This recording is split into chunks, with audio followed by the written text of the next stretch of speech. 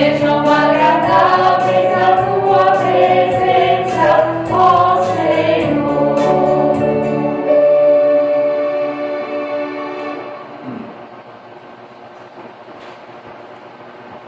Palavra do Santo Evangelho para a nossa meditação. Se acha no Evangelho de Lucas, capítulo 4, versículos 16 até o versículo 30. Na leitura do Santo Evangelho, nós ficamos em pé para ouvir. Lucas 4, 16 a 30. Jesus foi para a cidade de Nazaré, onde havia crescido. No sábado, conforme o seu costume, foi até a sinagoga. Ali ele se levantou para ler as Escrituras Sagradas e lhe deram o livro do profeta Isaías. Ele abriu o livro e encontrou o lugar onde estava escrito assim: o Senhor me deu o seu Espírito.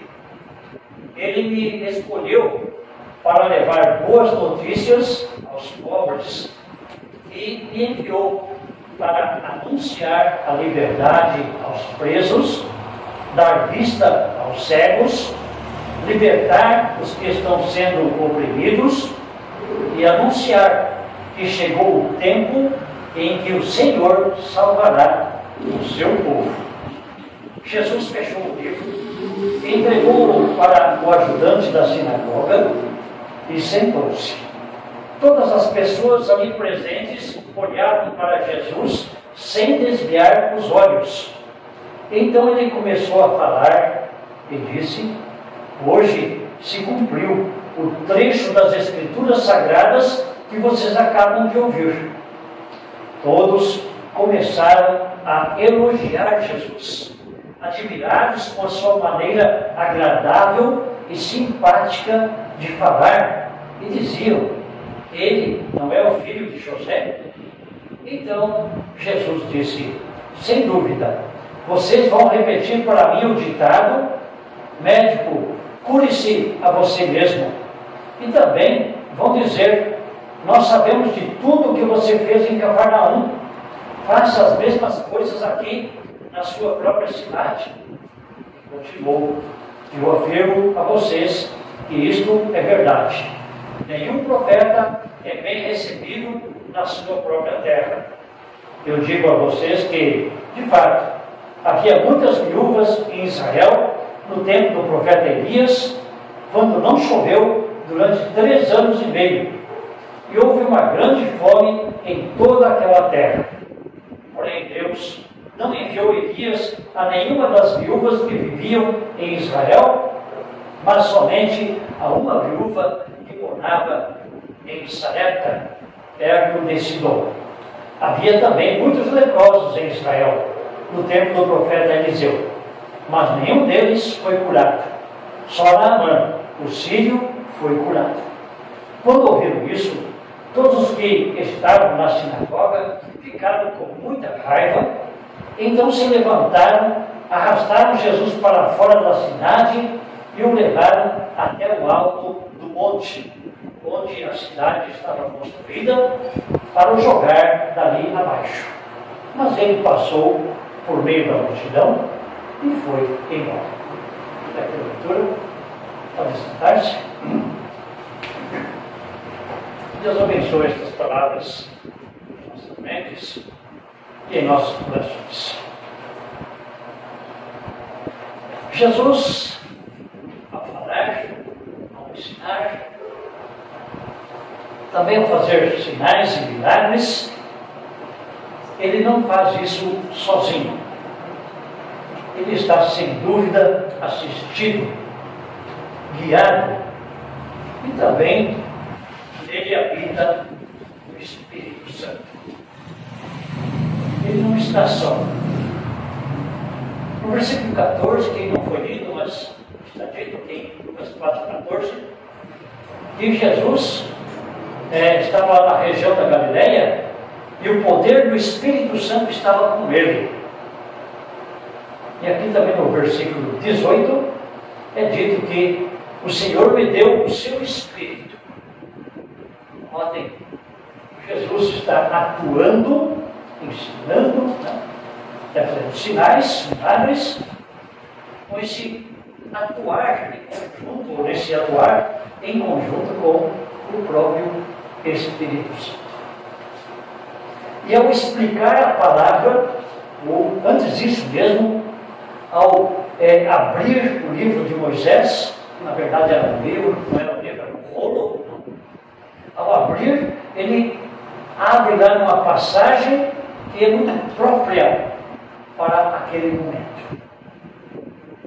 Ele está então agindo, claro, como pessoa, mas também orientado ou guiado pelo Espírito Santo.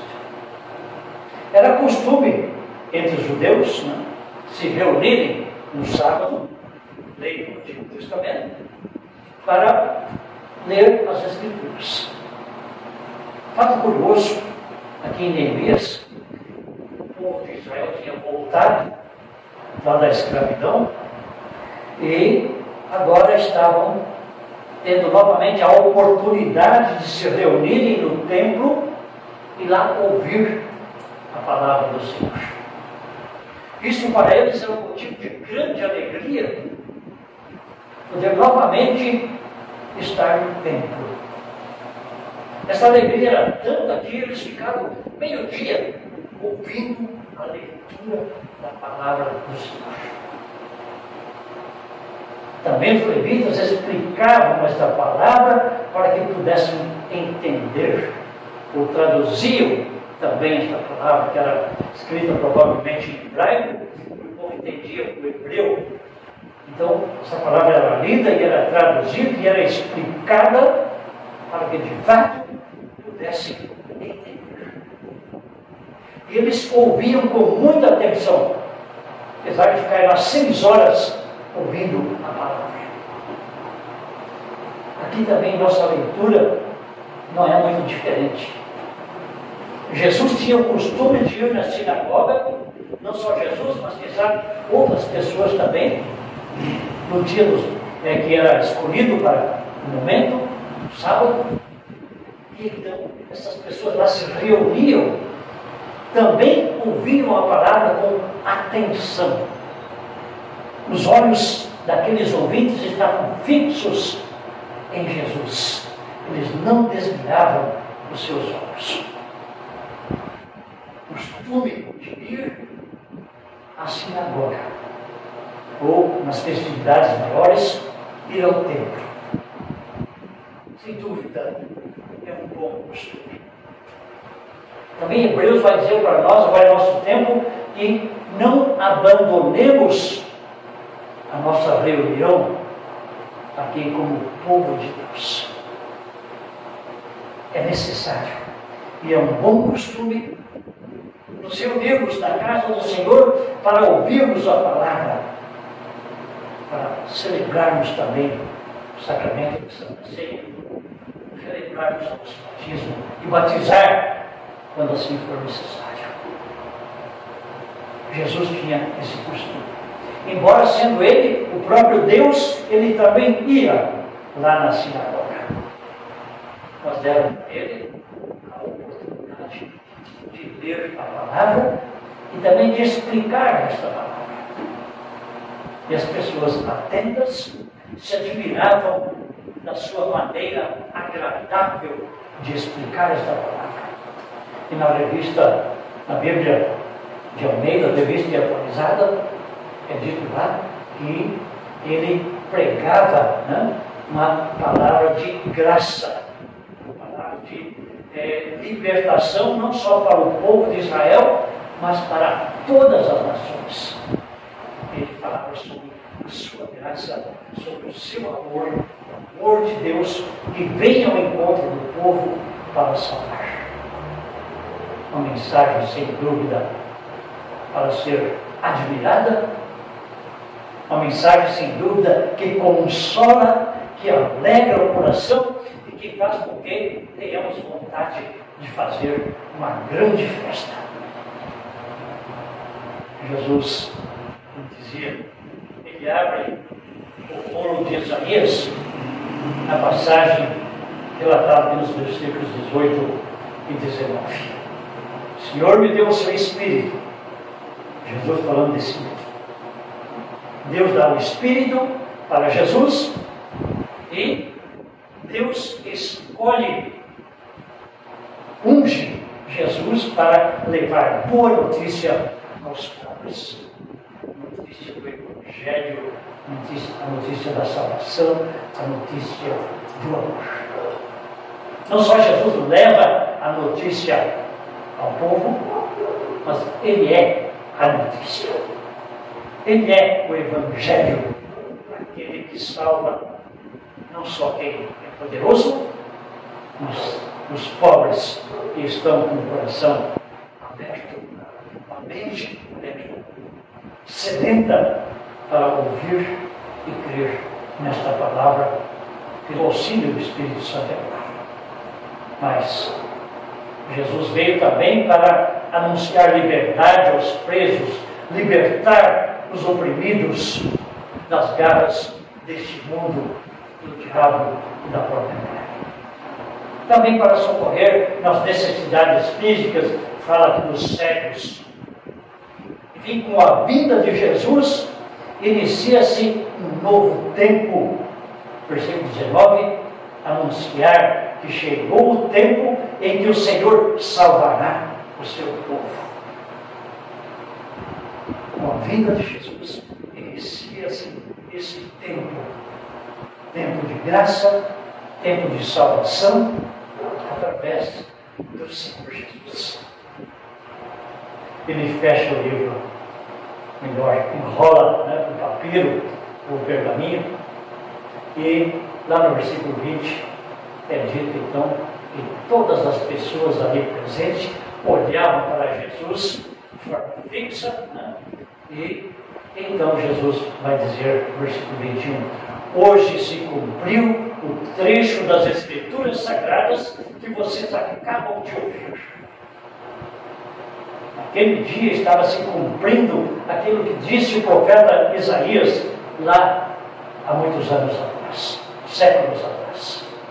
O Senhor me deu o seu Espírito, me escolheu para levar boas notícias aos pobres, e me enviou para anunciar liberdade aos presos, aos oprimidos, dar vista aos cegos, anunciar que chegou o ano ou o tempo da salvação. Os judeus se deliciavam com esta ideia do ano da salvação. De 50 em 50 anos, como nos relata Levíticos capítulo 25, havia ou era comemorado o ano da libertação, onde o povo durante o ano todo não plantava, não semeava, só colhia o que vinha da terra de forma espontânea. E as dívidas que existiam eram todas perdoadas. A partir daquele ano, ou naquele ano, dali em diante, não havia mais dívida, ninguém mais devia nada. Se alguém tinha vendido a terra, ou hipotecado a terra, e perdido a terra era devolvida. Enfim, um ano do jubileu, um ano de libertação. Com a vinda de Jesus, há esse tempo de salvação. Não um ano só, mas desde Jesus até quando ele volta, desde quando ele nasceu até quando ele voltar, nós estamos nesse tempo da salvação.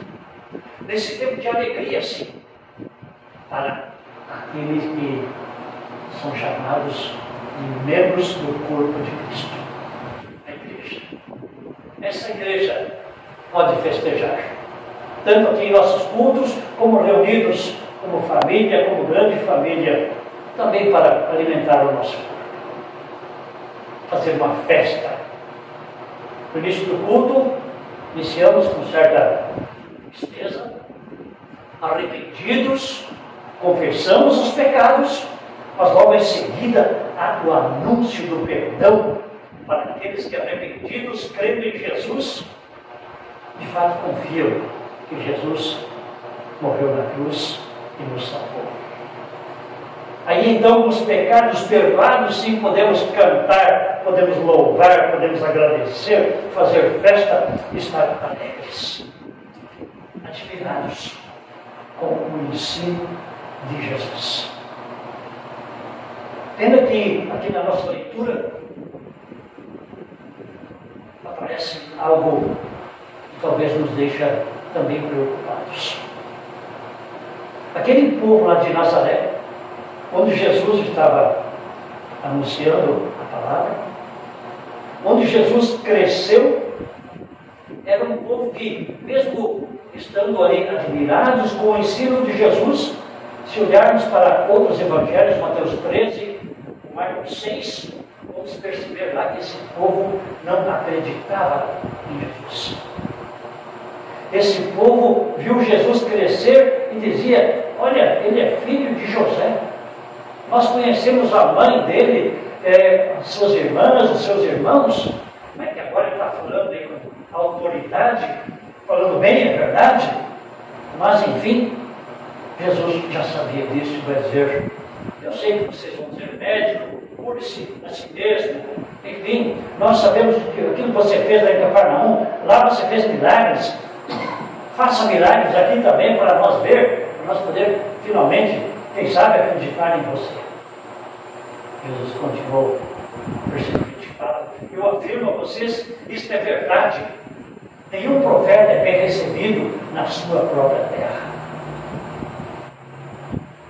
Aquelas pessoas que conheciam Jesus, que viram ele crescer, ser até um carpinteiro, tinham dificuldades, ou pelo menos naquele momento não acreditavam que Jesus era o prometido no Antigo Testamento. O ungido, escolhido, aquele que cumpriu o que disse o profeta Isaías, não queriam acreditar nisso. E Jesus foi mais longe. Quando percebe que esse povo queria sinais, queria milagres, Jesus vai dizer: olha, nós fazemos milagres onde e quando nós queremos. Jesus, o Espírito Santo e o Pai, da Trindade. Ele lembra então que dois eventos aí passados no Antigo Testamento, lá no livro de 1 Reis, capítulo 17, temos a história de Elias, que mesmo havendo muitas viúvas famintas lá em Israel, com 3 anos e meio sem chover, Elias é levado para Sarepta, uma cidade lá em Sidom, outro país. E lá ele atende tudo. E nem era o que não pertencia ao povo. A viúva estava passando fome, o filho dela morre, e ela dizia: nós vamos morrer também. Elias socorre, fazendo jorrar azeite na sua jarra, aumentar a farinha na sua botija, enfim, ressuscita o filho dessa mulher, até que venha a chuva novamente.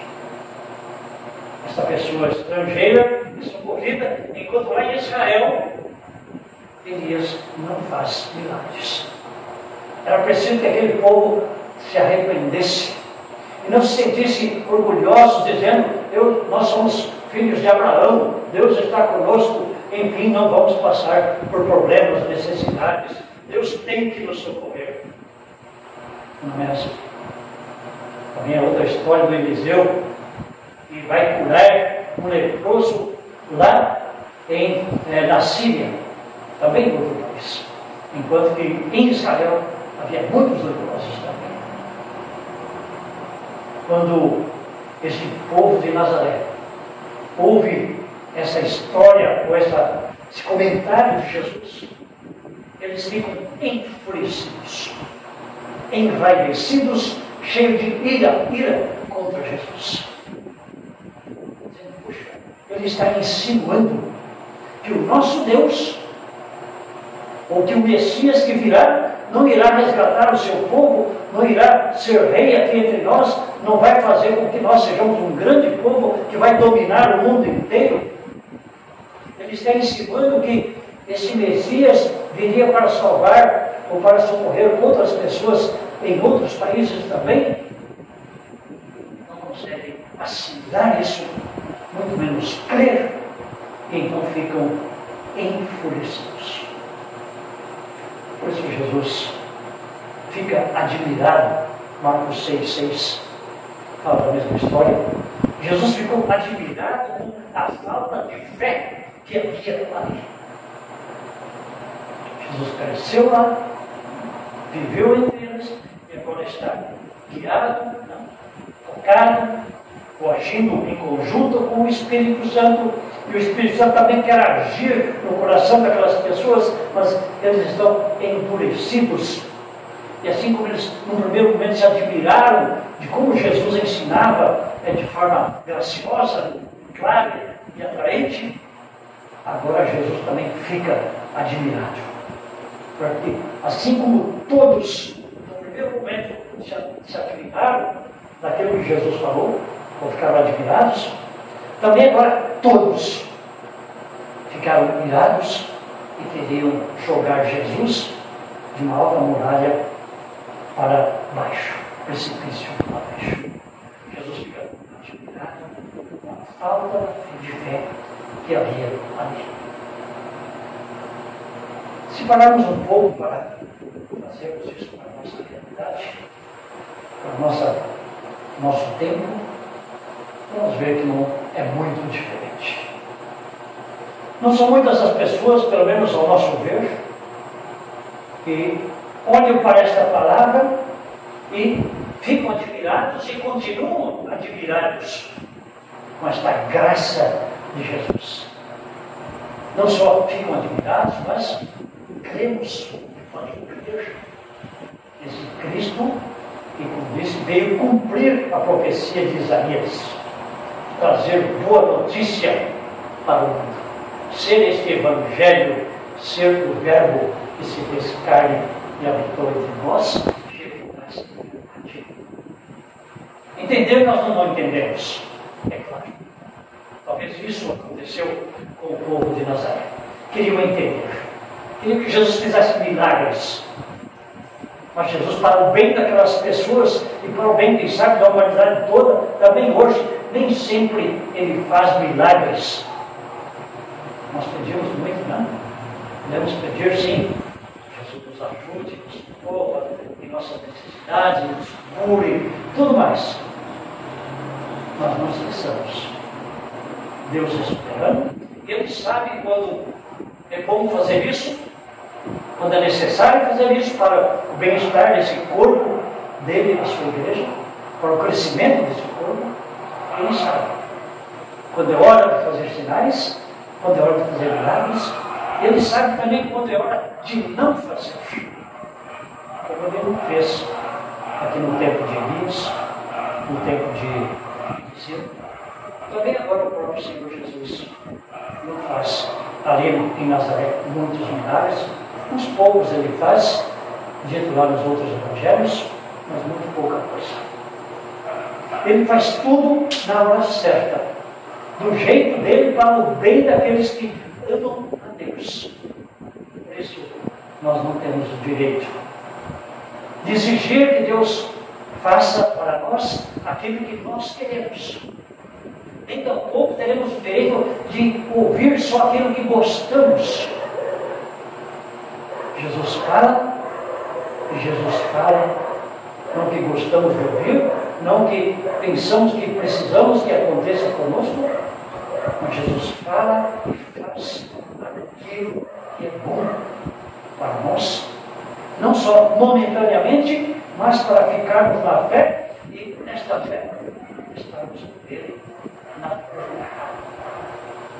Quando olhamos lá no Salmo 23, versículo 1, que o Senhor é o meu pastor e nada me faltará, fica aquela ideia, poxa, então, para nós não vai faltar nada. Deus não nos deixa faltar nada que seja necessário para ficarmos na fé, crescermos nesta fé, alegres e felizes, sim, mas firmes na fé, para um dia estarmos no céu. Por esse Jesus que não só morre na cruz e ressuscita, vencendo assim o pecado, a condenação, pregação. Mas esse Jesus, ele é profeta. Ele ensina a palavra. Ele explica a palavra também hoje, através do seu corpo, a igreja. Lemos há pouco, em 1 Coríntios, uns são profetas, mestres, apóstolos, nos ensinam, outros fazem sinais, milagres, outros lideram. Enfim, o corpo é completo.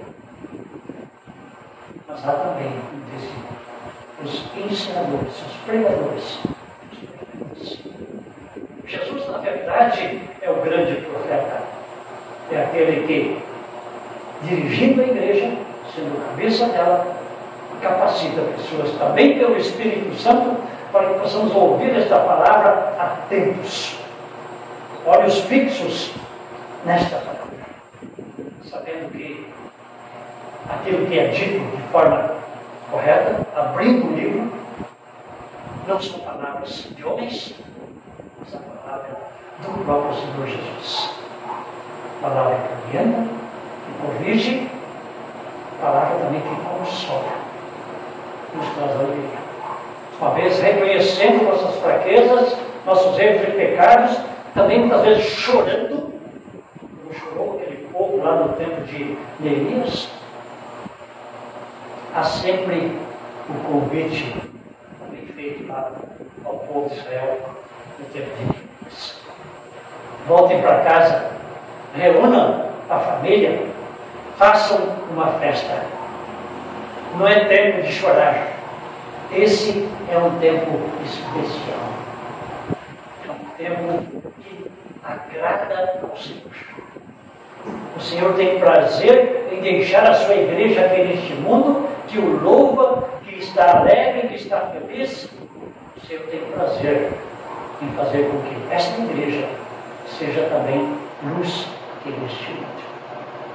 Por isso o seu povo, você e eu, cada membro nesta igreja, neste corpo de Cristo, temos motivos para estarem animados, para estarmos alegres, sabendo que Jesus sempre nos orienta, nos guarda na fé e quer fazer com que possamos continuar assim, indo por sua graça ao reino eterno. Amém.